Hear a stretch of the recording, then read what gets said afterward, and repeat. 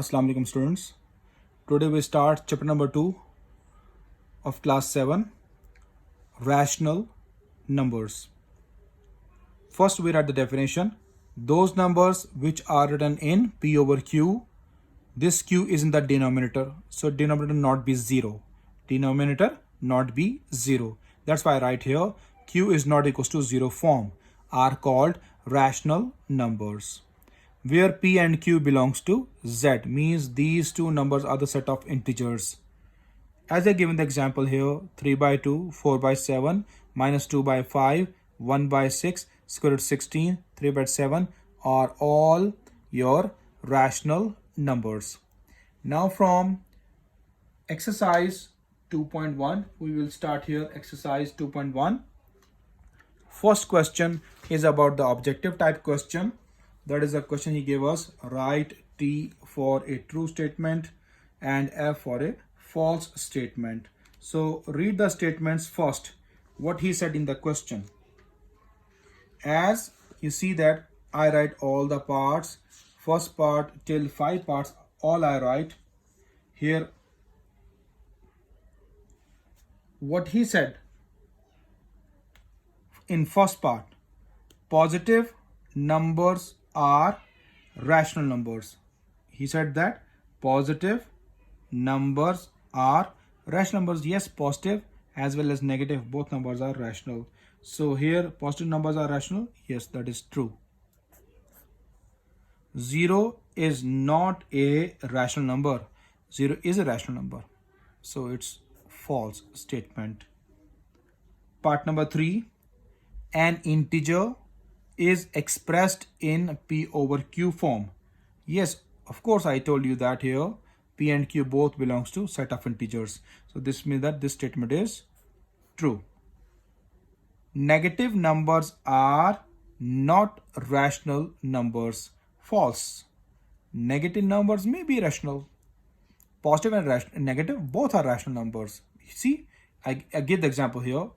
3 by 2 positive, 4 by 7 positive, minus 2 by 5 negative, 1 by 6 positive, square root 16 positive, 3.7 positive. We can take more negative values. So negative numbers are not rational. This is false statement.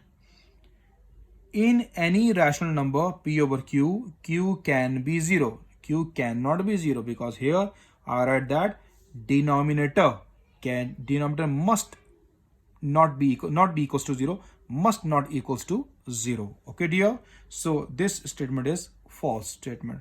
This is the objective type question, easy question. Now we will go on the next page, page number 2, about question number 2. Represent each rational number on the number line. We represent each rational number on the number line. As we study the number line in grade 6, here about the rational numbers. So here concept little different. I tried my level best to teach you all concept. Listen carefully. First part is given to me minus 5 by 2. First you judge that this fraction which is given to us, it's your improper fraction or proper fraction. As I saw that the part 1, numerator is greater than the denominator. Numerator greater than the denominator, as I write here in case 1. If numerator greater than denominator, so improper fraction. This is your improper fraction. What do? You convert this improper fraction into the mixed fraction. So how we convert into the mixed fraction? I place the calculator here. See carefully. This is minus 5 by 2. Press equal sign. It gives you minus 5 by 2 again. Now press shift and SD tab. When you press shift and SD tab, it gives you in mixed fraction. This is called mixed fraction. 2 whole number 1 by 2. As I write here, minus 2 whole number 1 by 2. So listen carefully. This minus 2 means you write this fraction, mixed fraction, between minus 2 And after minus 2, what comes? Minus 3. You can place this fraction between minus 2 and minus 3. What is here? We take more, one more number. It is minus 2 here, you take minus 3. If minus 3 is here, you take minus 4. Minus 3 and minus 4. Got it? Now here, minus 2. So between minus 2 and 3, you want the placement. Now what you do? Here, you draw the number line. You mark some points. 0, minus 1, minus 2, minus 3, plus 1, plus 2. As I told you in the mixed fraction, minus 2 whole number 1 by 2. This is your fraction. This is your fraction, and this is called proper, because numerator is less than the denominator. Okay, dear? So minus 2, where we place it? Minus 2 between minus 2 and 3. So write this fraction here, minus 2 and 3, this is my point. That is 1. Means minus 2 and 3 is divided in one part. Here the numerator is 1. What is in the numerator? That much parts we divide it. So in one part I divide minus 2 and 3. This means that here now what we do? 2 is given. So you just divide it with 2 first, because 2 is here. So we divide in two parts. Sorry, we not in one part. We divide in two parts, the denominator. So one part and two part. So here on the top 1. So you just count the 1 value. On this 1 you write minus 5 by 2. Now we go on the next part. This is 2 by 3. 2 by 3 is proper fraction. It is not converted into mixed fraction. Why? I just give the note. Case 2. If numerator less than denominator, so it is your proper fraction. What you do in the proper fraction? You just draw the number line, mark 0, plus 1, plus 2. Why plus 1, plus 2? I just to give you one important clue. If it is your improper fraction, you just take the mixed fraction. If you have the proper fraction, means your number must lie between 0 and 1. This is the confirmed condition. I repeat my words again. If your proper fraction means numerator less than the denominator, means proper fraction. If you have proper fraction, your number lies between 0 and 1. 0 and 1. What I said? Number lies between 0 and 1. This is a fixed condition. So this means I want this fraction between 0 and 1. So how we want 0 and 1? In the denominator, this is 3. So I want 0 and 1 into 3 equal parts. I want to divide it. I want to divide 0 and 1 between 3 equal parts. As I write 1, 2 and 3 itself here. When 3 is there, you write 2 marks inside, and the third one is this one. Got it, dear? 1, 2 and 3. Here on the numerator, that is 2 given. So this means that after 2 values, we want to place this point. 1 and 2. Here the 2 value comes. I want to place 2 by 3 on the top. Students, if you want more understanding, I just make one different lecture for representing the number lines of rational numbers for the proper, improper and mixed fraction. This is my separate video. You can watch it, understand well. If you don't understand from here, watch that video.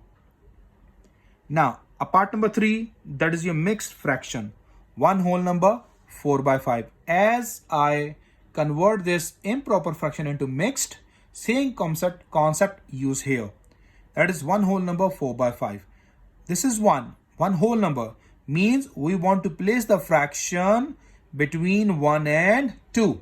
Between 1 and 2 means more than 1 but less than 2. Between 1 and 2 means more than 1, less than 2. Here, more than minus 2, less than minus 3. So here I made the number line.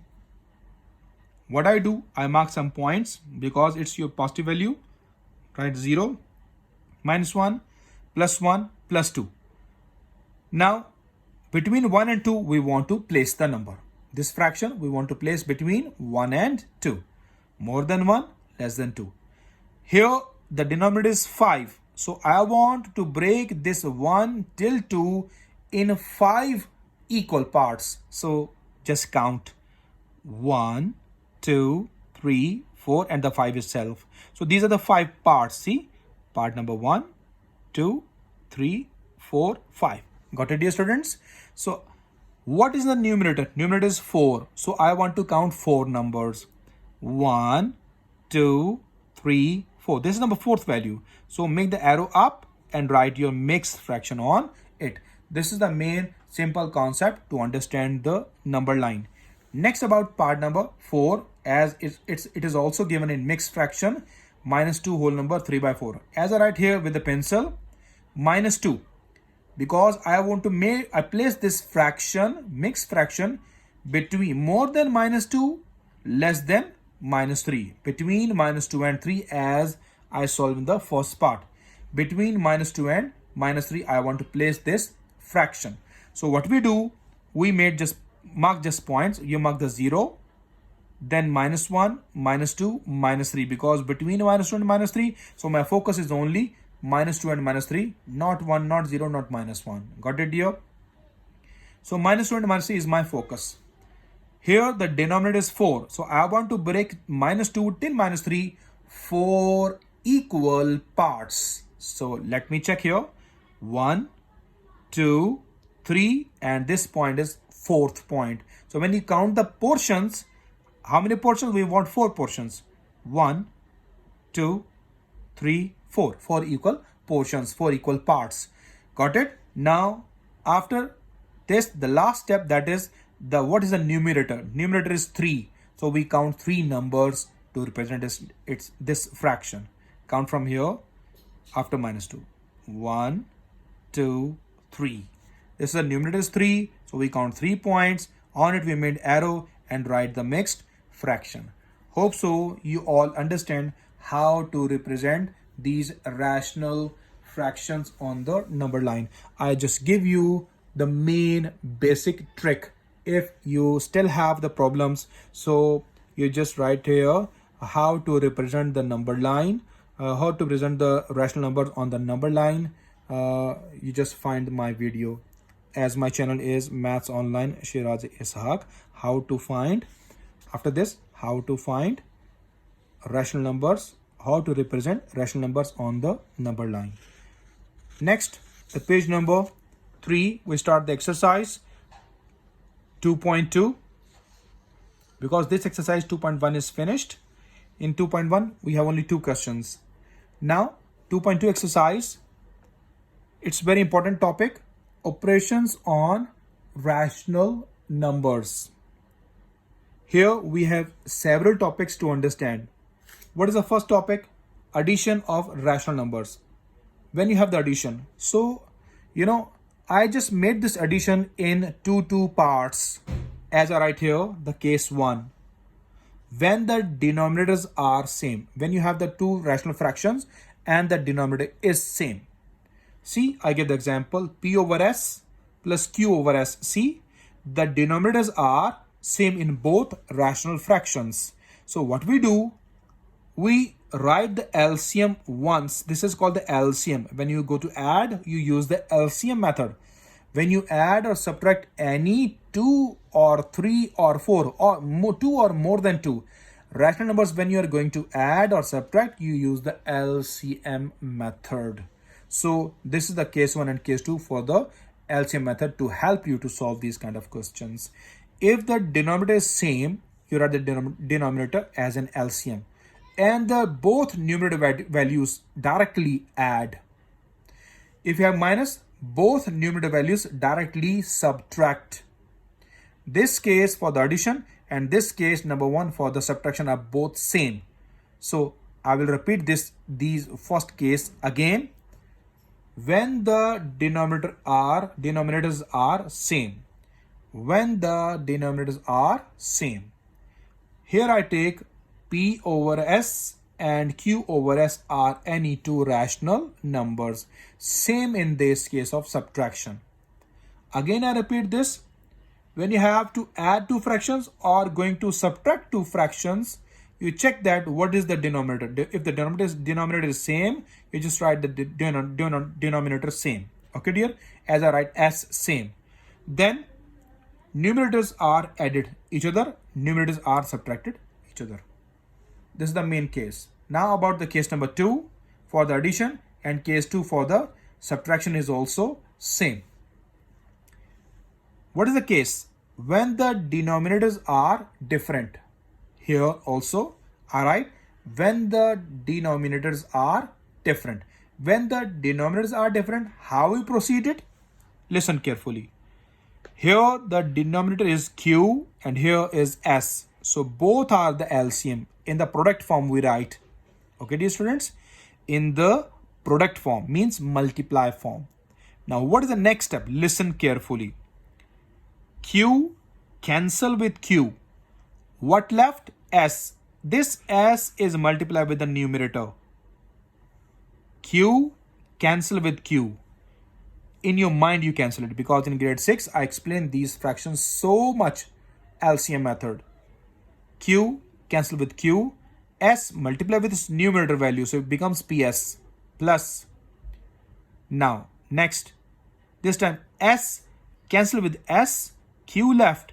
Q multiply with this numerator value, it becomes QR. Now about the subtraction. P over Q minus R over S. Different denominators, so we take the both as an LCM, as in product form. Q cancel with Q. S multiply with this numerator value P, it becomes PS. Between minus I write minus. S cancel with S. Q multiply with R, it becomes QR. So PS minus QR, this is the main condition for addition and subtraction of different denominators. Hope so you understand this concept. Now the next, number 3, additive inverse. As by the name you understand, additive inverse means opposite sign. If P over Q is any rational number, then minus Q over P is its additive inverse. I just change the sign. Got it, dear students? For the additive, you just change the sign of the fraction, it gives you additive inverse. When you add these two, the rational fraction and its additive inverse, when you add, it must give you 0. This 0 is called additive identity. Additive identity. As I write here, P plus Q plus, additive means plus. Now you take its negative, minus P over Q. Plus minus give you minus, so P by Q cancel, gives you 0. You can write minus P by Q first and P by Q after that. Both cancel again, gives you as well 0. Next, about page number 4, topic is multiplicative inverse. As by the name you understand, if Q over P is any rational number, then you can take the reciprocal of this P over Q, this fraction. It becomes Q over P is its multiplicative inverse. Then when you multiply this rational number with its multiplicative inverse, they give us 1. P over Q multiply Q over P. Numerator multiply with the numerator. Denominator multiply with denominator. It becomes PQ. It becomes PQ. Don't write QP, becomes PQ. PQ cut with PQ gives me 1. So 1 is called the multiplicative identity of the multiplicative inverse. Hope so you understand these two concepts. Total 4 things I teach you in 2.2 exercise. Now we go to start the exercise. Question number 1. Find the additive inverse and multiplicative inverse of the following rational numbers. As I write the part number 1, minus 7. Write solution. I want minus 7 additive inverse, as he said me in the question, additive inverse and multiplicative inverse of the following rational fractions. So this is my rational fraction, minus 7. What is its additive inverse? Additive inverse of minus 7 is plus 7, because we change the sign. as we write in the definition. As I show you on the page number 3.